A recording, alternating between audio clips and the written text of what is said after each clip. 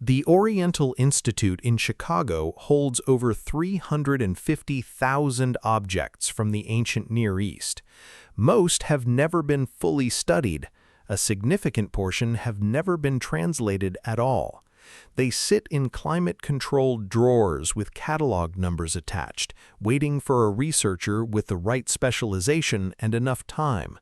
One of them carries the catalog number A7386. It came from Nippur, the same ancient city that produced the creation myths, the flood accounts, the king lists, pulled from the ruins in the early years of the 20th century during one of the most productive campaigns in the history of Mesopotamian excavation. When it was first cataloged, the person doing the cataloging described it as a hymn to Nanshe. Nanshe was the Sumerian goddess of dreams and prophecy, a reasonable classification for a tablet covered with the kind of devotional language that appears everywhere in the temple literature, filed under religious hymns and moved on. Nobody flagged it. Nobody noted the passage on the lower third that does not read like a hymn at all. It reads like a record, and it opens with a sentence that the handful of researchers who have worked through it have described in different words as the kind of thing you read twice before you are sure you understood it correctly. The sentence says, "What you are given in sleep was once given to the waking," and then it explains what was taken away, and why, and who made the decision. To understand what a Sumerian scribe was doing when he pressed that sentence into wet clay, you have to understand what the people of Nippur believed about dreams, not approximately, specifically. The Sumerians were not casual about dreams. They were methodical. They developed a system for recording, interpreting, and acting on dream content that ran parallel to their astronomical observations and their legal records. Dream reports were taken as seriously as weather readings. Specific priests were assigned to receive, interpret, and archive them. No explanation has ever been offered. Before we continue, the evidence is real. The interpretation is yours. What do you think happened? Leave your theory in the comments. And if you're interested in mysteries that history never fully explained, subscribe and join us for the next investigation. Nanshe had a dedicated temple. Her priests maintained what the tablets call a record of night speech, a continuous archive of dream reports collected from the population and sorted by category, recurrence, and what the Sumerians considered source.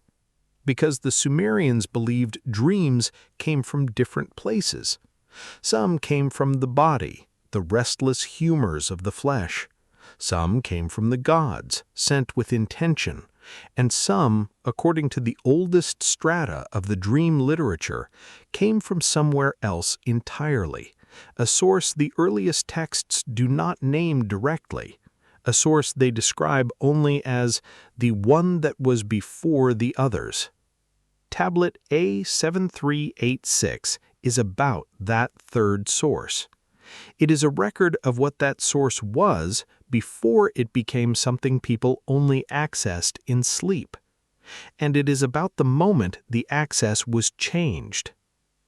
The tablet is not large, approximately the size of a paperback book, slightly thick, with cuneiform that grows smaller and more compressed toward the lower half, the way scribal writing does when a person runs out of space and decides to keep going anyway.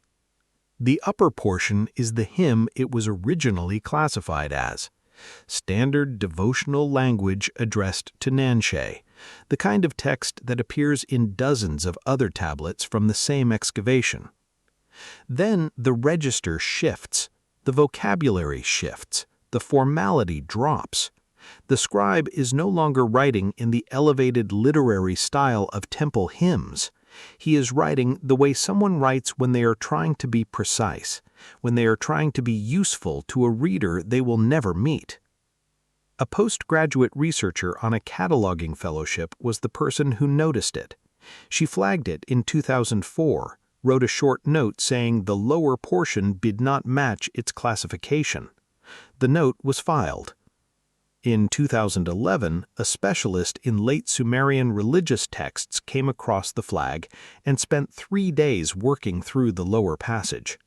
The paper she eventually wrote appeared in a small specialist journal in 2013. It received 11 citations in the decade after. It has not been expanded into a book. But the passage is there, with a catalog number, in a public collection, available to anyone who knows to ask for it. Here is the first thing the tablet claims. The passage opens by establishing something the scribe treats as background, history the intended reader already knows.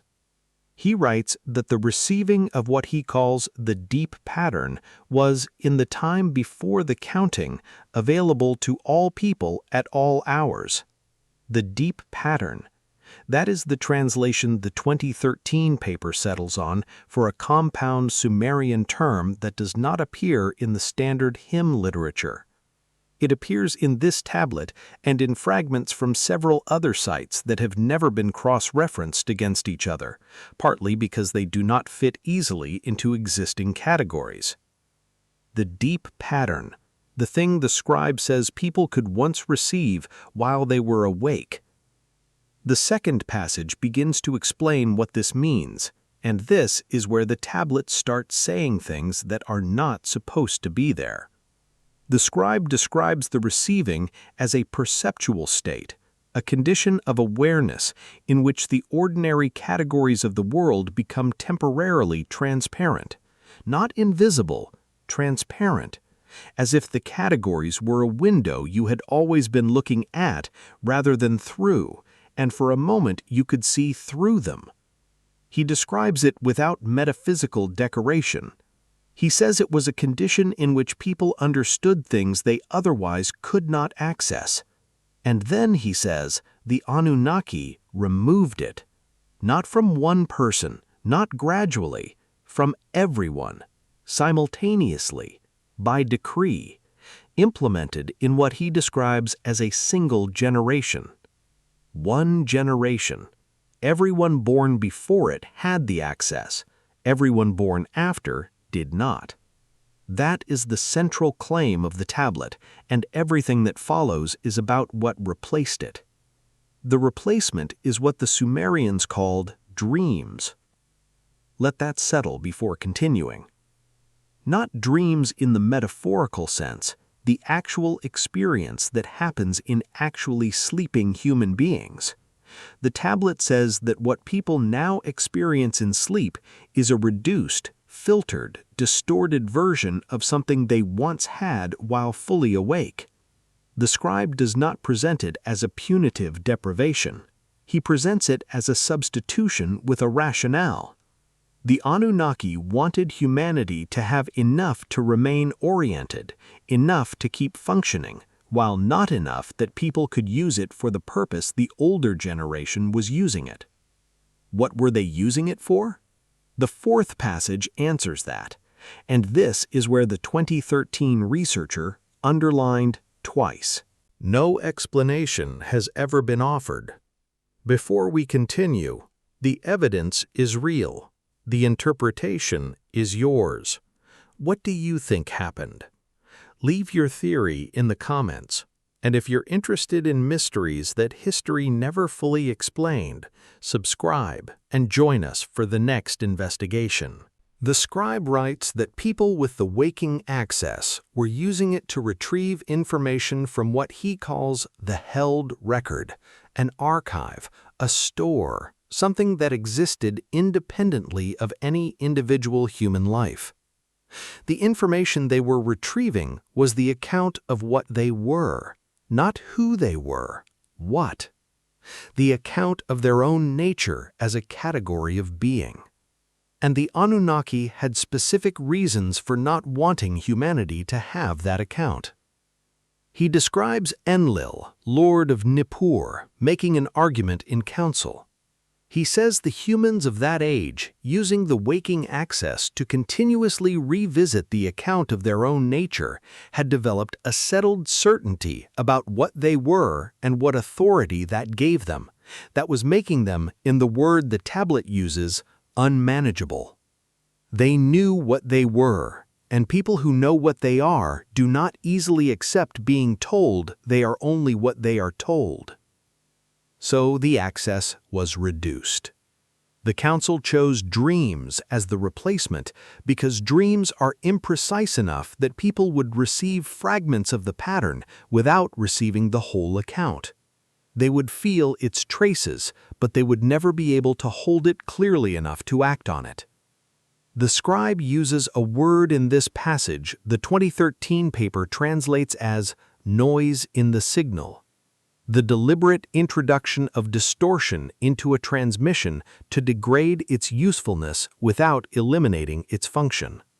A Sumerian scribe, more than 4,000 years ago, describing the manipulation of human perception using the vocabulary of an engineer.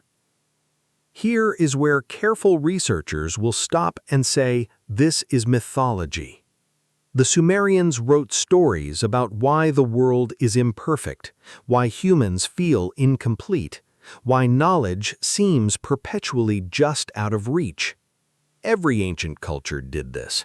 The details that align with modern science are a mixture of observation and our tendency to find patterns that confirm what we are already looking for. That is a completely defensible position. Many serious people hold it. But here is the problem. The tablet keeps being precise about things it should not be able to describe.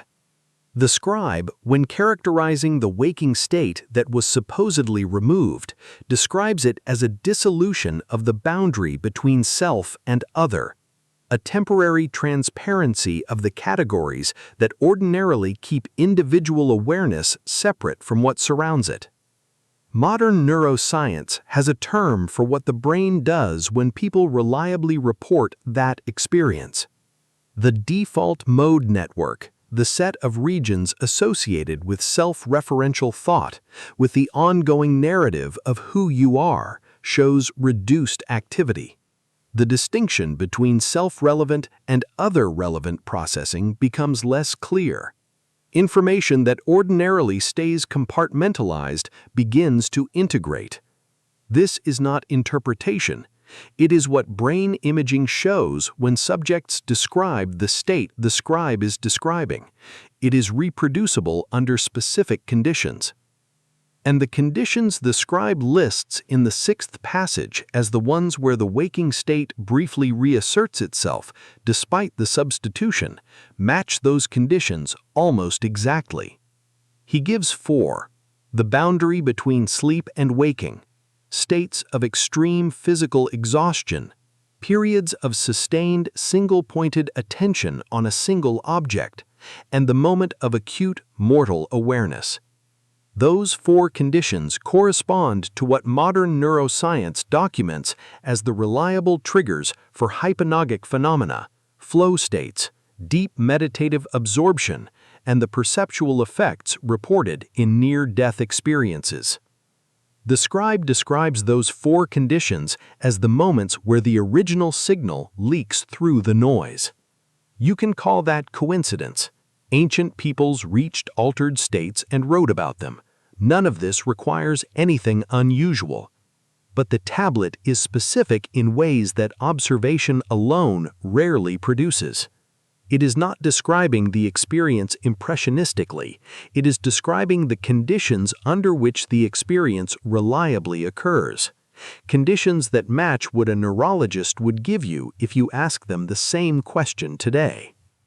At some point, the word coincidence has to do a lot of heavy lifting. The 6th passage describes what happens to people when the signal breaks through. The scribe is not describing exceptional individuals. He is describing ordinary people who, in one of the 4 conditions, temporarily regained a fragment of the original access.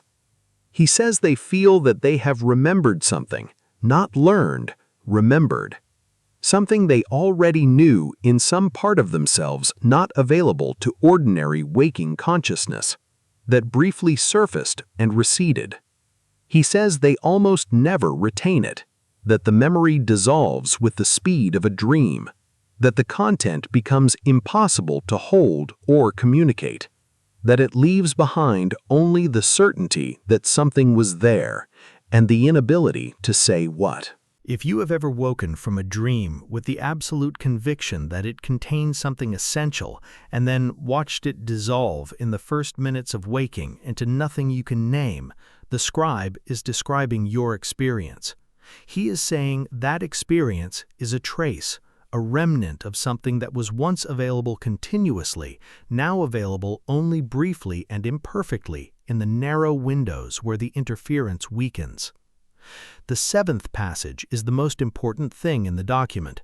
The scribe writes that when the council made the substitution, they set a condition on it, not a permanent reduction, a temporary one. The term he uses is the same term Sumerian administrative texts use for a lease, a period of tenure, something granted for a defined duration that returns to its original holder at a specified point. The replacement of the waking access with the dream signal was a lease, and the condition for the return is not astronomical. It is not tied to any orbital cycle or celestial alignment. It is behavioral. The receiving returns, the scribe writes, when the children of the clay no longer require the management of the noise. The 2013 paper spends 3 pages on this phrase because it is genuinely ambiguous in the original Sumerian. One reading, the return happens when humanity no longer needs to be managed, when people have become stable enough to not need the distortion.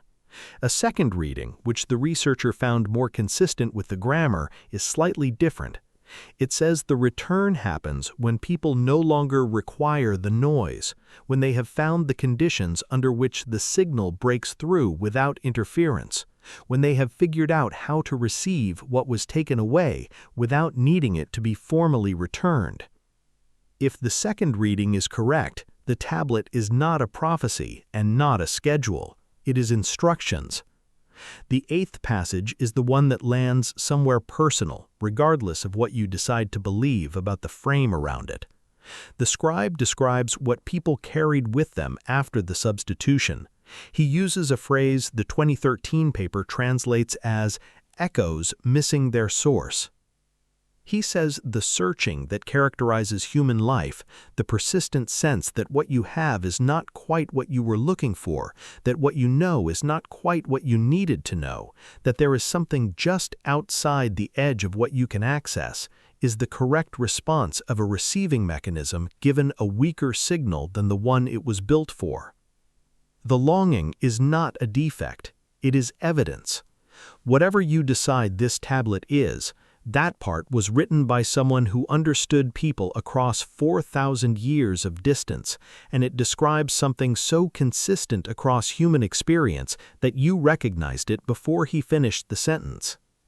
The 9th and final passage is where the scribe stops being a reporter and speaks as himself. He writes that he was not assigned to write this. The upper portion, the hymn to Nanshe, was his assignment. The lower portion he carved because he encountered this account in an older record and felt that someone in a future time would need it to be stated plainly. He writes that he does not fully believe it. He is a temple scribe. He carries out his duties, but he found this, and it seemed important enough to preserve. He says one more thing. The detail the 2013 researcher returned to repeatedly in her notes. He says that Nanshe is not what the hymn literature presents her as, that she is not the giver of dreams.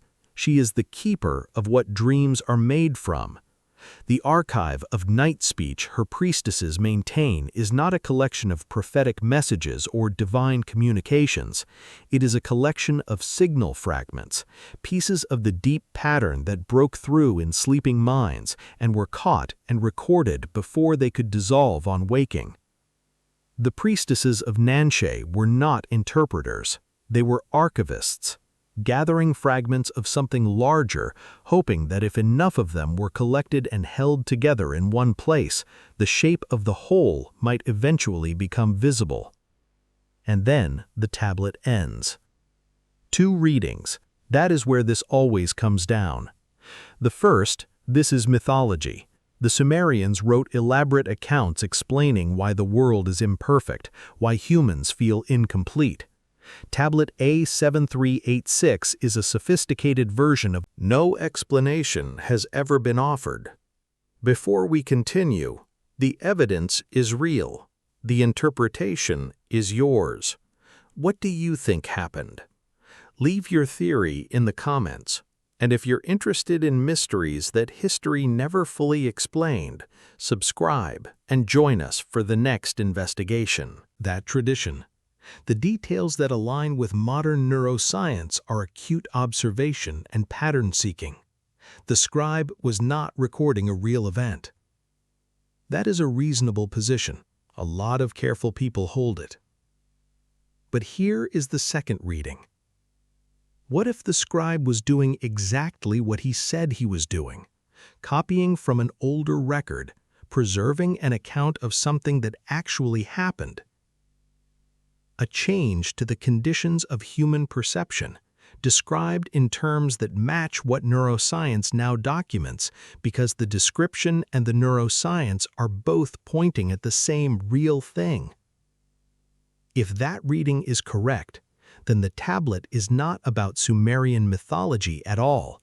It is about the structure of human consciousness, about a modification made to that structure, about the conditions under which the original configuration briefly reasserts itself, and about a reversal the scribe says is conditional, not impossible. The receiving returns when the people no longer require the noise. There is one detail from the conservation record held back until now. The record for tablet A7386 includes a note from 1987. It says the lower third of the tablet shows signs of deliberate abrasion, not from handling or from age, from an implement applied with some pressure at some point before the tablet was sealed in the earth. Someone tried to remove the lower passage before the tablet was buried. The abrasion is not complete. The signs were damaged but not destroyed.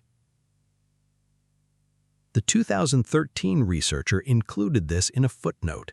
She drew no conclusions from it. She only noted that the upper portion, the hymn to Nanshe, the assigned text, is undamaged.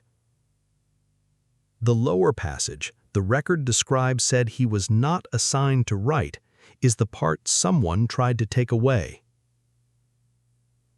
The attempt failed. The scribe carved deep. Whatever he pressed into that clay 4,000 years ago in the bottom third of a tablet misfiled as a prayer, in language someone once tried to erase, it is still there. In a drawer in Chicago, still carrying the same 3 things. What you receive in sleep was once given to the waking.